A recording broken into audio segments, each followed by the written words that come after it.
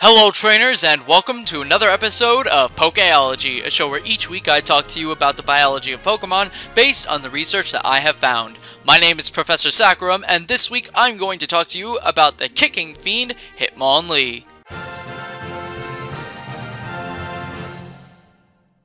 As per usual, we will be asking the following questions when we look into each Pokemon.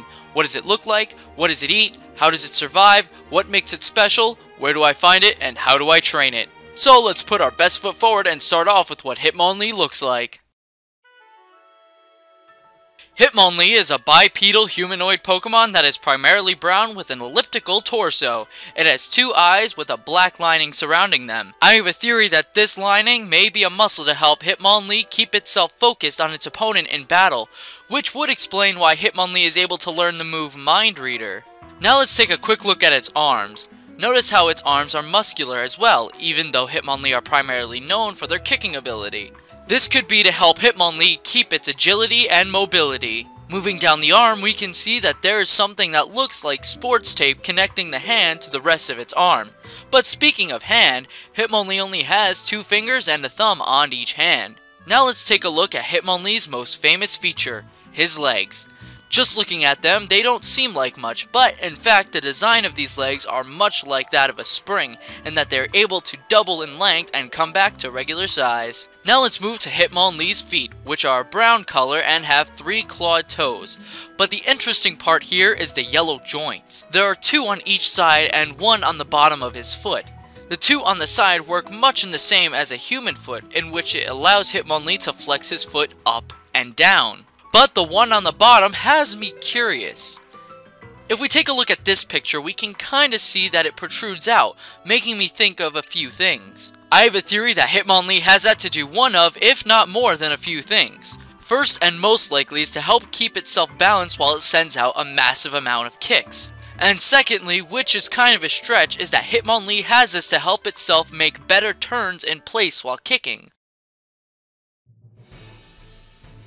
Well, one thing that I should point out is that Hitmonlee has no notable mouth, but I have seen with my own eyes that it can in fact eat. So how does it eat?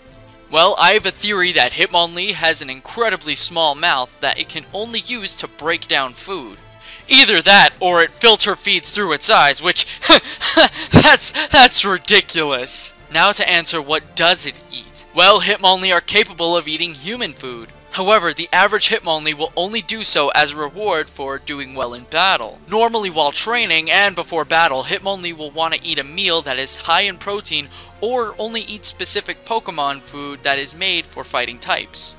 Also, while traveling with Hitmonlee, some good treats to keep in mind are Pokeblocks, Poffins, and Pokepuffs. It's unknown if Hitmonlee can even be found in the wild. Most of the time, you'll see them in cities and workout centers or in battle. Even then, they all seem to be with trainers. But if Hitmonlee do live out in the wild, I imagine that there isn't anything that Hitmonlee can't handle on its own. And I like to think that Hitmonlee prefer to live on their own to help them focus on perfecting their fighting techniques.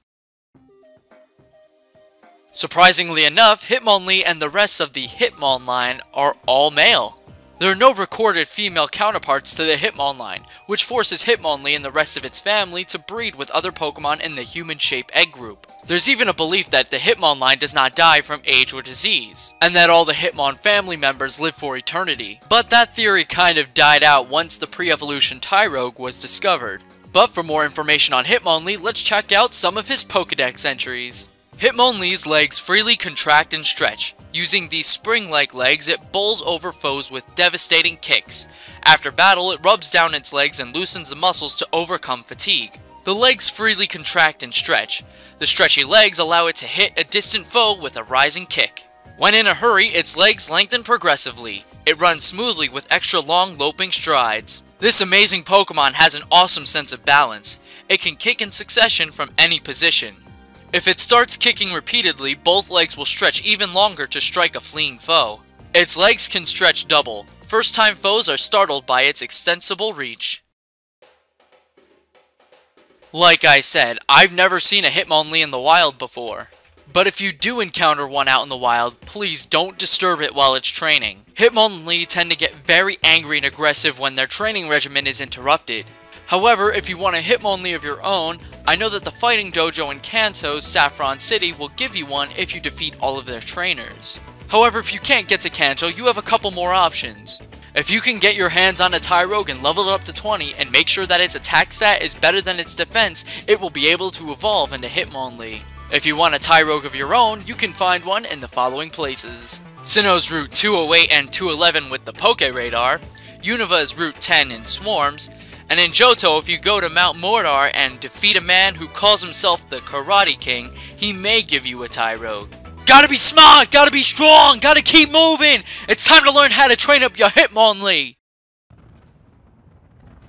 The first thing you're going to want to know about Hitmonlee is that it is a pure fighting type Pokemon, meaning that it is weak to flying, psychic, and fairy type moves, but it resists bug, rock, and dark types. Now let's take a look at its base stats. We can see how fragile Hitmonlee is by the sheer look of his HP, defense, and speed. However, that 120 attack and 110 special defense can work wonders. Also, I know that 87 speed isn't much to look at until you take a look at one of Hitmonlee's abilities. Hitmonlee has access to one of 3 abilities: Limber, Reckless, and Unburden. Limber prevents Hitmonlee from becoming paralyzed.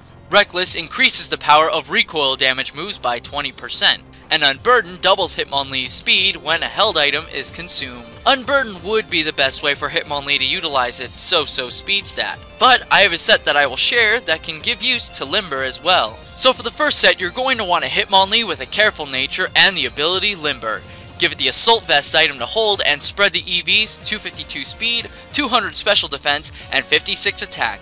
Then give it the moves Knockoff, Fake Out, Earthquake, and High Jump Kick. This set is made to take advantage of Hitmonlee's special defense stat to make him a slight special wall. With it, he can cause flinching and get rid of items, as well as deal some decent damage. The next set is a little more common and requires a Hitmonlee with an adamant nature and the ability Unburden. Give it a fighting gem or a normal gem to hold and spread the EVs, 4 HP, 252 attack, and 252 speed.